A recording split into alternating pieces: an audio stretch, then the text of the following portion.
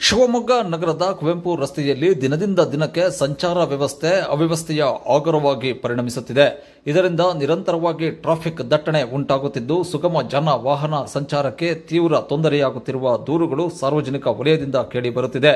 ಕುವೆಂಪು ರಸ್ತೆಯ ಹಲವು ಕಡೆ ಎಲ್ಲಾ ರೀತಿಯ ವಾಹನಗಳ ನಿಲುಗಡೆ ನಿರ್ಬಂಧಿಸಲಾಗಿದೆ. ಆದರೆ ಪಾರ್ಕಿಂಗ್ ನಿರ್ಬಂಧಿತ ಸ್ಥಳಗಳಲ್ಲಿಯೂ ಕಾರು ಮತ್ತಿತರ ವಾಹನಗಳನ್ನು ನಿಲುಗಡೆ ಮಾಡಲಾಗುತ್ತಿದೆ. ರಸ್ತೆಯ ಇಕ್ಕೆಲೆಗಳ ಫುಟ್ಪಾತ್ಗಳ ಮೇಲೆಯೂ ವಾಹನ ನಿಲ್ಲಿಸುತ್ತಿರುವುದರಿಂದ ಪಾದಚಾರಿಗಳ ಸಂಚಾರಕ್ಕೆ ತೀವ್ರ ತೊಂದರೆಯುಂಟಾಗಿದೆ. ರಸ್ತೆಯಲ್ಲಿಯೇ ನಡೆದುಕೊಂಡು ಹೋಗುವಂತಹ ದುಸ್ಥಿತಿ ಇದೆ ಎಂದು ಪಾದಚಾರಿಗಳು ಅಳಲು ತೋಡಿಕೊಳ್ಳುತ್ತಾರೆ. ಇನ್ನಾದರೂ ಮಹಾನಗರ ಪಾಲಿಕೆ ಆಡಳಿತ ಹಾಗೂ ಟ್ರಾಫಿಕ್ ಪೊಲೀಸರು ಇತ್ತ ಗಮನ ಹರಿಸಬೇಕಾಗಿದೆ. ಕುವೆಂಪು ರಸ್ತೆಯ ಅವ್ಯವಸ್ಥೆ ಸರಿಪಡಿಸಿ ಸುಗಮ ಜನ ವಾಹನ ಸಂಚಾರಕ್ಕೆ ಅನುಕೂಲ ಕಲ್ಪಿಸಿಕೊಡಲು ಕ್ರಮ ಕೈಗೊಳ್ಳಬೇಕಾಗಿದೆ ಎಂದು ನಾಗರಿಕರು ಆಗ್ರಹಿಸುತ್ತಾರೆ.